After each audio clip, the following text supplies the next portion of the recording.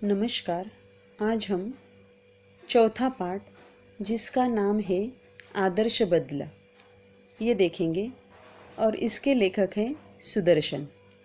पहले हम लेखक का परिचय देखेंगे। सुदर्शन जी का जन्म 29 मई 1895 को सियालकोट में हुआ। आपका वास्तविक नाम बद्रीनाथ है। आपने प्रेमचंद की लेखन परंपरा को आगे बढ़ाया है। साहित्य को लेकर आपका दृष्टिकोण सुधारवादी रहा है। आपकी रचनाएं आदर्श उन्मुख यथार्थवाद को रेखांकित करती है। साहित्य सृजन के अतिरिक्त आपने हिंदी फिल्मों की पटकथाएं और गीत भी लिखे हैं। हार की जीत आपकी प्रथम कहानी है और हिंदी साहित्य में विशिष्ट स्थान रखती है। आपकी कहानियों की भाषा सरल, पात्रानुकूल तथा प्रभाव उत्पादक है। आपकी कहानियाँ घटना प्रधान हैं।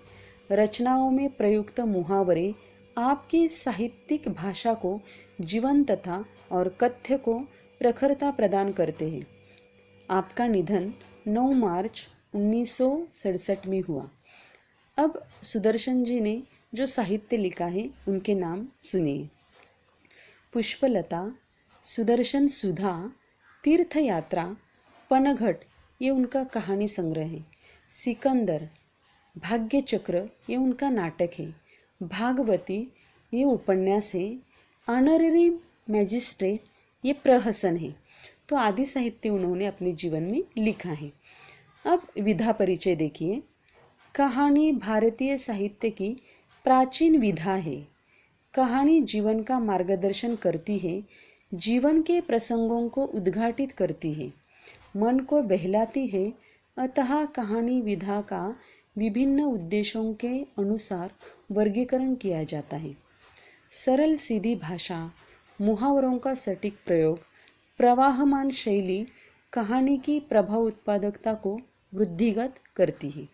अब पाठ परिचय देखिए। प्रस्तुत पाठ में लेखक ने बदला शब्द को अलग ढंग से व्याख्यायित करने का प्रयास किया है। यदि वह बदला किसी के मन में उत्पन्न हिंसा को समाप्त कर उसे जीवन का सम्मान करने की सीख देता है तो वह आदर्श बदला कहलाता है। बचपन में बैजू अपने पिता को भजन गाने के कारण तानसेन की क्रूरता का शिकार होता हुआ देखता है, परंतु वही बैजू तानसेन को संगीत प्रतियोगिता में पराजित कर उसे जीवन दान देता है और संगीत का सच्चा साधक सिद्ध होता है। कलाकार को अपनी कला पर अहंकार नहीं करना चाहिए। कला का सम्मान करना कलाकार का परम कर्तव्य होता है और यही बताने का प्रयास इस पाठ के माध्यम से सुदर्शन जी ने किया है। पहले मैं आपको इस पाठ का सारांश बताऊंगी, उसे ध्यान से सुनिए। इस पाठ में तानसेन और बैजू बावरा ये दोनों संगीत में माहिर या संगीत क्षेत्र के बादशाह हैं।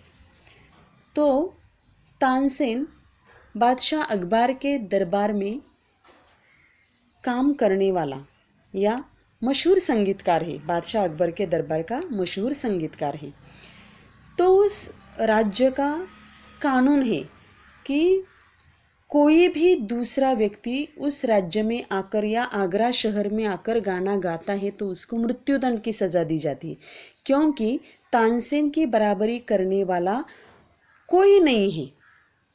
और इसी बात को लेकर वहाँ पर कानून बनाया है कि जो भी उसके अलावा या उसके तानसेन से अनुमति के बिना कोई गाना गाता है तो उसे मृत्युदंड की कड़ी सज़ा दी जाती है। तो सुबह सुबह आगरा शहर में एक साधु की मंडली आ जाती है। उनको पता नहीं, वो भजन गाते गुनगुनाते प्रवेश उस शहर में कर जाते हैं। उसमें एक छोटा बच्चा भी है और ये सारे साधु अपने राग में मगन हैं। तभी उस राज्य के सिपाही आकर उनको क्या करते हैं, गिरफ्तार करते हैं और राजा या बादशाह अकबर के सामने उन्हें पेश करते हैं। तो अकबर के मशहूर संगीतकार तानसेन ने यह कानून बनवा दिया था कि जो आदमी राग विद्या में उसकी बराबरी न कर सके वह आगरा की सीमा में गीत न गाए, और जो गाए तो उसे मौत की सज़ा दी जाएगी। लेकिन बेचारे साधु को इसका पता नहीं था। वो संगीत विद्या से मतलब साधु संगीत विद्या से अनभिज्ञ थे, तो उन्हें क्या हुआ, इससे मृत्युदंड मिला।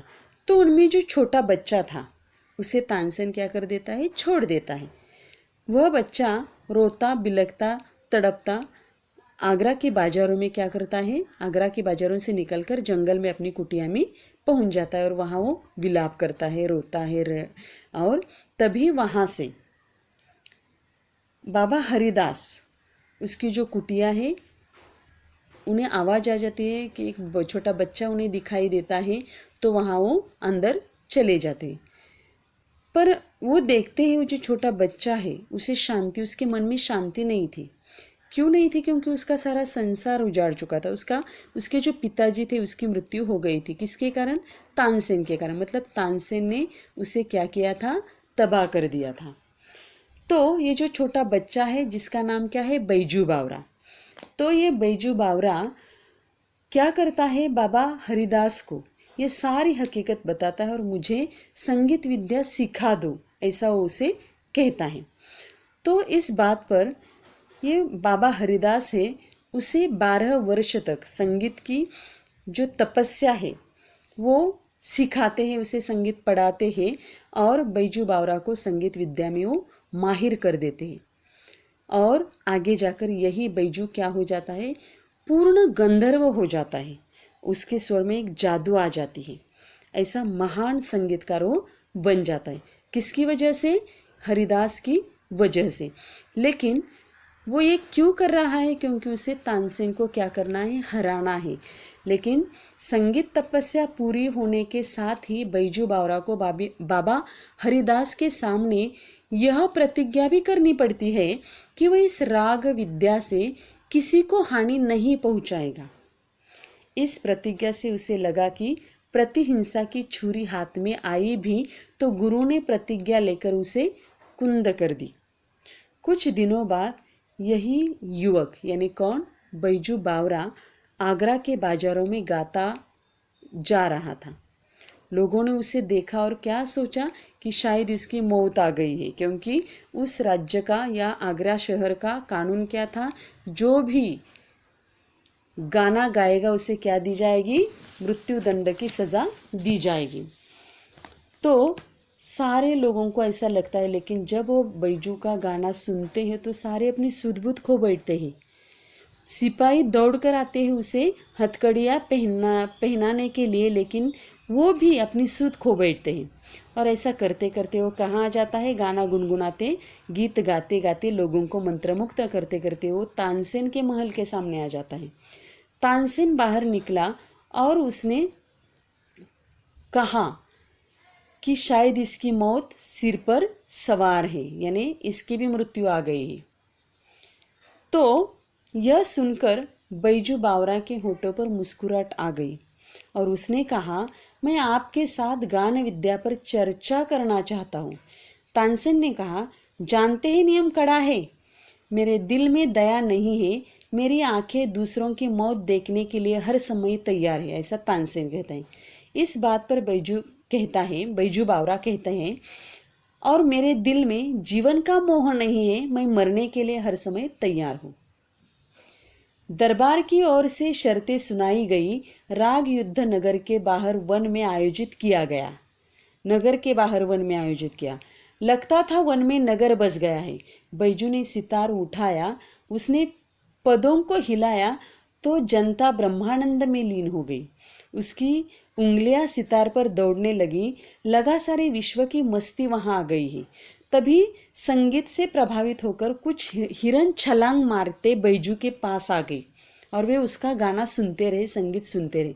बैजू ने क्या किया कि सितार बजाना बंद किया और अपने गले में जो फूल मालाएं लोगों ने डाली थी उसे उतारकर किसके गले में पहना दी, हिरन के गले में पहना दी। और हिरन वहाँ से चौकड़ी भरते गायब हो गए, मतलब वो वहाँ से चले गए। बैजू ने तानसेन से कहा, तानसेन मेरी फूलमालाएं यहाँ मंगवा दे। कौन सी फूलमालाएं? जो हिरन के गले में उसने डाल दी। तब जानो कि आप राग विद्या में माहिर है या आप राग विद्या जानते हैं। तानसेन सितार हाथ में लेकर बजाने लगा। इतनी एकाग्रता के साथ उसने अपने जीवन में कभी नहीं सितार बजाई थी। आज वो पूरी ताकत के साथ अपनी कला दिखाना चाहते हैं और उन्होंने दिखाई भी, लेकिन कोई असर नहीं पड़ा। ना वो हिरन वापस आ गई और इससे तानसेन क्या हो गया, हार गया। तो बैजू बावरा ने फिर से सितार पकड़ ली और वो बजाने लगा तो सारे हिरन फिर से वापस आ गए। बैजू ने उनके गले से मालाएं उतार ली। अकबर ने अपना निर्णय सुना दिया कि बैजू इस संगीत विद्या में जीत गया है और तानसेन इसमें हार गया है। यह सुनकर तानसेन ने बैजू बावरा के पांव छुए, गिर पड़ा, रोने लगा, प्राणों की भीख मांगी, मुझे बचाओ। बैजू बावरा ने कहा, मैं तुम्हारे प्राण लेने की चाह में नहीं आया हूँ। तुम इस निष्ठुर नियम को खत्म कर दो। जो 12 वर्ष पहले तुमने जो नियम कर दिए थे उसमें मेरे पिताजी भी मृत्युदंड उनको भी प्राप्त हुआ था। उस नियम को क्या करो, खत्म कर दो। यह सुनकर अकबर ने उसी समय यह नियम खत्म कर दिया। तानसेन ने बैजू बावरा के चरणों में गिरकर कहा, मैं यह उपकार जीवन भर नहीं भूलूंगा। तभी बैजू बावरा ने उसे याद दिलाया, तुम्हें याद है 12 वर्ष पहले तुमने एक छोटे बच्चे की जान बख्श दी थी। तो बच्चा कौन है, मैं हूँ बैजू बावरा। तो इस प्रकार इस पाठ का सारांश है। अब आगे हम परिच्छेद के अनुसार इसका विवेचन देखेंगे। धन्यवाद।